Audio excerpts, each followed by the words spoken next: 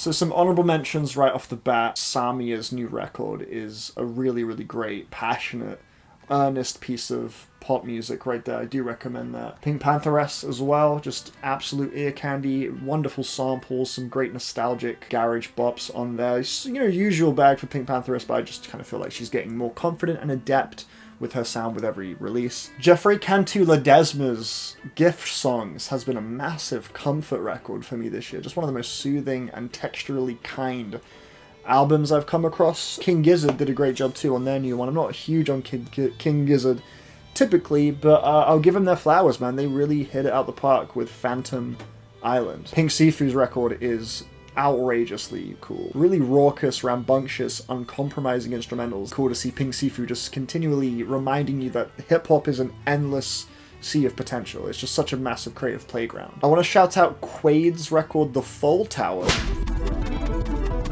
And last album I want to mention, actually I just want to mention this band in general, Turnstile. They got a new record called Never Enough that's very good. I've had like a huge moment with them lately. I think I kind of dismissed them when Glow On came out, and I heard it a few times. I was like, it's cool, it's okay.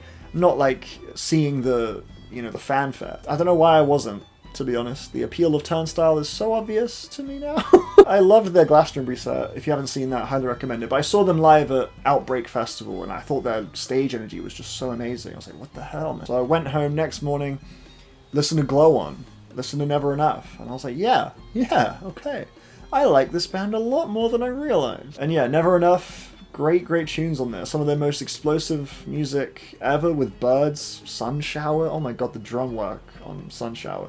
Excellent stuff. Love Brendan Yates' vocal style. The kind of soft, shrieking, echoey yelps he does are so fun to sing along with. They could switch up their guitar tone a little bit, I'll say that. But overall, some real bangers on here. But those are my honorable mentions. Let's get to the 10 records I have loved the absolute most this year. I have decided to put these in order as well. Number 10 is Ethel Cain's Perverts, which is an EP technically. I think just to get out of her like label situation or something, she labeled it as an EP. She's got a studio album coming out, I think next month. This as a kind of experimental side project was really interesting to me. I think one of my most memorable experiences with any record this year has been my second listen to Perverts, which took place at nighttime, of course, on a walk. I went to go collect some food I had ordered, and it was late. The track where it's like whispers of what sound like maybe YouTube comments or like TikTok comments on people's criticisms,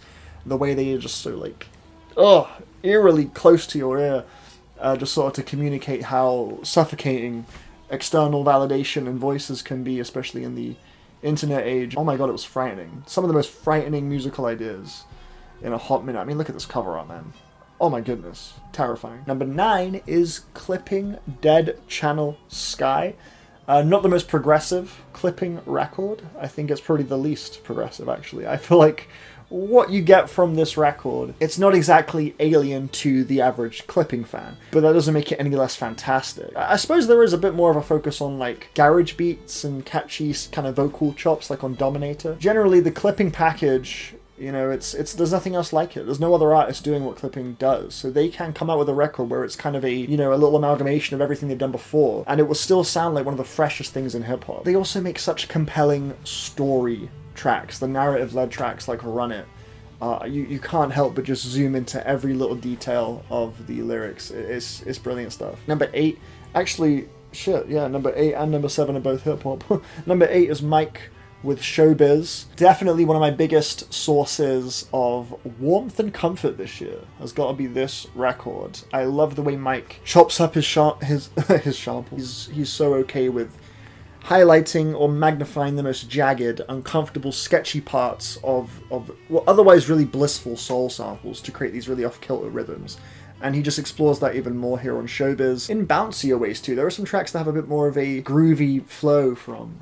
Is that Transistor? It is Transistor. I think he's definitely taken on board some of the skills he's perfected through the Pinball albums. He's got 2 now with Tony Seltzer, which is much more catchy and accessible compared to his typical solo work. I think some of the rapping styles he's used there show up a little bit on Showbiz. I think that gives this record a really welcoming aura. It's lovely. Number 7 is Little Simz with Lotus, a bit more of an understated album from her. You know, when you look at, sometimes I might be introvert, you know, you see a huge statement of a record. Lotus is a statement, but it's one that's not really interested in presenting its statement on the biggest possible stage. This is a much more internal, reflective, and wounded album as she sort of ponders over the implications and the, you know, the doubts, the sacrifices, the kind of uncomfortable truths that have come about in light of her departure with Inflow. It seems like that was a big cornerstone topic for this record. You know, it's such a massive partnership. You know, they've worked on everything together. So now that collaboration has fallen apart, Little Simz is sort of confronted with like, okay, well, what comes next? You know, there's a sort of imposter syndrome there. Like, can I make something the same way without, you know, my sort of partners in crime that I'm used to doing it with? And Lotus, I think, answers that question really confidently with absolutely. Because this is a really compelling, well-written, beautifully produced record with some amazingly cool production ideas. Enough is such a wonderful groove, and the conversational back and forth with Wretch 32 as well on Blood, that is excellent stuff. There's just a slight touch of pain on this record that I think is a little bit new. And that's particularly present on the title track. Oh my god, what a performance. Number 6 on the list is going to go to FKA Twigs. Her new record, Eusexua. She just has not missed once for me. I mean, every single album she puts out, I feel like is really forward-thinking. I feel like she's very one of one, really individual. And on Capri Songs, her last project, she dived into more pop sounds, more dancey sounds. You know, her first 2 were like alternative, glitchy, electronic R&B projects. And Eusexua is embracing that pop sound more, but I don't think it's lost that kind of eerie, painful, wounded quality of those earlier albums. It's just pulled in some of those pop sensibilities by introducing like kind of more electronic dance elements with Eusexua. Like there's techno songs on here. And I feel like there's a sadness in house music and dance music that not a lot of artists like lean into or magnify, you know. I think it's just sort of a product of the fact that, you know, people go to the party to like escape from their problems and stuff like that. And sometimes I can find like a certain forlorn, eerie sadness in a good dance record. And I think FKA Twigs has managed to understand that and bottle that into a really creative collection of songs here. I mean, songs like Sticky, I think, are so brittle, like on the brink of falling apart. You know, you want to just give it a warm hug, but it's also got this kind of harsh exterior as well with this sort of skittish vocal chops and all that, you know. So it's a lovely leap forward, as well as a reminder of just why FKA Twigs is one of the most cutting-edge, exciting, and musically inventive voices in pop and R&B. My 5th favourite record of the year goes to Stereolab with their comeback album Instant Holograms on Metal Film. Stereolab are a personal favourite band of mine coming out of London. They make extremely playful, groovy, wonderfully produced kind of art pop music. Dots and Loops, big classic of theirs. If you have not heard that, get on that as soon as you can. Earns its status 100%. And they've pulled a Cure. They've pulled The Cure with this new record. And what I mean by that is they've returned after many years of no new music with a record that sounds like it was plucked straight from their golden era. This sounds like the Stereolab we have known and loved for many years just never left. It's eerie to think that this is like new material. I guess the only difference is like this record's got more of like a glossy modern master, a modern sheen compared to the older stuff, but it's not even that noticeable because the older stuff was so ahead of its time anyway. So it sort of just sounds like it's just continuing right where we left off. Easily some of the most pleasant sounds you will grace your ears with this year. The marimbas and the vocal harmonies, like Stereolab, are just such pros at making all of these sounds so nicely pleasurable and tickly in your ears. I love the bass line on Melody as a Wound as well. Really warm, really inviting. This whole album just sort of sounds like reconnecting with an old mate and just having the best time, you know? That's what this album kind of is as well in reality. It's been a while since we've heard Stereolab, and yeah, this is just, all this has done is reinforce my opinion of them being just one of the best bands to ever do it. My 4th favourite record this year is, as one I hesitate to say, it's the new Billy Woods record. This is an artist that I will always eagerly anticipate new music from, and he's been extremely prolific over the past 5-6 years, with sometimes multiple albums in the same year, whether that be solo material or collaborative material with Elucid in his group Armored Hammer. Now this new album has got to be one of the most miserable, dejected, and concerned albums Billy has ever made. That's a tone I often get from Billy Woods. But this record takes it to a new level. There are songs where he is rapping over microphone feedback sounds, or people just crying. Like the beat on one of the tracks, the beat is just somebody crying. It's like, Jesus Christ, we are really at a low here. And there are a few moments, like the LP track Corinthians, that do kind of feel like a call to arms. We have to keep pushing through. Every miserable, horrible reminder that the world we live in is just out to cause terror, mayhem, and it doesn't care about the ruined lives at the cost of all of the horrible positions people in power make on a daily basis. Like, I think that tone is really feelable. It's really tangible on this record. It's moving, it's cathartic, to be honest, and it's got some of the best just creative work, I think, on any Billy Woods album. It's like every Billy Woods, mainline record seems to just open the floodgates further and redefine what I thought a hip-hop record could be. When he's in the booth working on these songs, I can only imagine just the amount of just ideas happening, being discarded. Lighting might be a bit different. It's a bit later on in the day. So forgive me if that's, if that's distracting. Although it would be quite funny if that was like the last straw. Number three on my list. My third favorite record of the year goes to Deaf Heaven, Lonely People with Power. I mean, some of you might know I'm a pretty passionately big Deaf Heaven fan. I think their creative output, just their album game, is very strong. Although the last record was a bit of a tame one. I don't think it really left much of a mark on me or Deaf Heaven fans or just music fans in general. This album is very heavy. It's very explosive, it's very confident, and it sort of reminds me of this one single they did after Ordinary Corrupt Human Love came out called, I think it was called Black Brick. Little Lucy, maybe like a leftover. It was a particularly aggressive song, kind of thrashy. I remember thinking it sounded really good. I thought it was a great track. I didn't know if it was like a B-side. Quality-wise, it definitely could go toe-to-toe with most of Ordinary Corrupt Human Love, which coming from me is very high praise.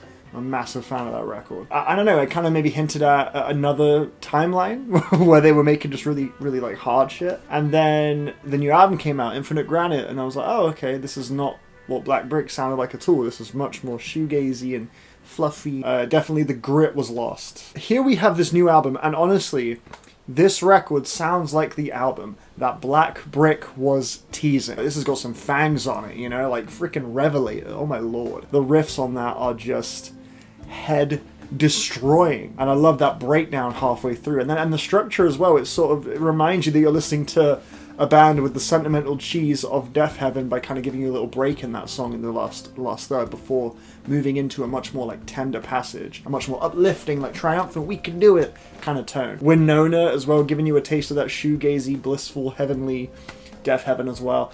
I just think it's their most like complete sounding album. Like it's a lot to chew on here, It's like 6+ minute tracks, and it ends up adding up to like an hour plus of music, and you got the interludes as well. It's a real good helping, and as a Deaf Heaven fan, man, I have been so elated with this record. I think this is just like all of their strengths. Everything you like about Deaf Heaven just condensed into this blast of an album. Again, very confident sound here. Love it. Number 2, second favorite record of the year, is the biggest grower of the year. The more I've listened to it, the more I've just never wanted to stop listening to it. OK Lou, Choke Enough. What an intoxicating little cutie this record is. How OK Lou could have possibly managed to find the confidence to run with some of the ideas she goes with on this record. The second track, it's really perplexing, it's really empty. It sort of feels like the whole song is happening inside OK Lou's brain. It feels like an idea that hasn't really made it to the physical realm yet, and it's existing on some kind of cosmic realm that we don't know about, some alternate dimension, and it's just being fed through to us. It just has this otherworldly spirit about it, and I can say that for a lot of tracks here. It achieves like this weird cosmic feeling with a lot of clever attention to the sweetness and melodies, like Harvest Sky and Choke Enough, the title track. They're just absolutely full with these little vocal swells, these little echoey reverb ticks that just get lodged in my head. So it has the sensibilities of a good pop record, despite sounding so much more just formless and spacey. It's an album that really feels like the first of its kind to me. This is just A fascinating one. Yeah, I just can't put it down. I just can't stop. Like when I look at this record and my time with it, it's just all really positive, warm thoughts. Those warm thoughts, that's the kind of thing where it just grows with time. It's like, oh my god, I love that fucking album. And yeah, that's what OK Lou's been for me. The number one, my number one, first place, favorite record of the year, Jane Remover, dude. Lord. If I could point to any record that has come out this year that just on first listen, the minute it was over, I was just like, yep, not gonna put this down for the whole year. Like, it was just so, like, I didn't even have to think about it. It's not even a conversation. It was just a great feeling, you know? Sometimes music does need to grow in you, like with the OK Lou record, it just sort of slowly creeps up. Revenge Seekers is not here for any of the bollocks. It knows exactly what it is. It's very direct. It is hyped to the maximum. It is just outlandishly loud, exciting, melodic, distorted, definitely an acquired taste. These are some busy songs that will probably turn off a fair few people, and understandably so. But I don't know if it's just like, to me, I guess this album just feels like a real logical leap, logical progression in the internet age, what hyperpop has become, trap has become, emo, rap sort of hybrid stuff, glitch pop, all these sort of sounds. Revenge Seekers just feels like a big, explosive amalgamation of it all, and I think there's no one better to make that record than Jane Remover, who is an artist that even at the age of like 16, 17 was making tracks that ended up being cornerstone songs for the genres that this album ended up kind of being a flagship poster child of, digicore and stuff like that. Without Jane Remover, so many of the genres and styles and things that have informed the creation of Revenge Seekers wouldn't have happened, which is kind of weird to think about. But the individual songs here are extremely fun. I absolutely love the Danny Brown song, Psycho Boost. I think that powerful, buzzing saw synth at the very end of the track with that final drop, it is just so wide and completely overpowering. I think it sounds fantastic. I absolutely love the guitar work as well on Experimental Skin and Star People. It feels like a warm massage on my ears compared to all the digital sounds, but it blends in really naturally at the same time, I guess, with Jane Remover's previous record, Census Designated, and the venturing stuff as well. Guitar work kind of mixing in with the digital elements. It's a pretty natural thing for her, so to see that culminate very comfortably on those songs was really good. Angels in Camo is definitely my favorite. So many quotable moments, you know, Jesus never had it with a freak bitch. I share names with demons, tell me if you see them. Like, so many moments I just want to scream every time Jane says it. I think the album wants you to do that. It's like encouraging just maximal chaos. Dream Flasher builds to one of the most overwhelming climaxes I have heard on any song this year. Can't get enough of this, and the pop sweetness is there too with songs like JR and Professional Vengeance especially. Yeah, like it's undeniable that Jane Remover's just got a really strong core understanding of production, door wizardry, just managing it all and making every moment hit and feel satisfying. Dancing with My Eyes Closed has got to be one of the most just undeniable hits of the year too. That is just so much fun. Extremely dancey track. I love all the phases it moves through. Super dynamic. Yeah, this thing is an absolute blast, and it's pretty easily my most played record of the year, and I cannot see that changing. We'll have to wait and see if it'll end up being my favorite album this year, but so far it's holding that title pretty strongly. Amazing stuff.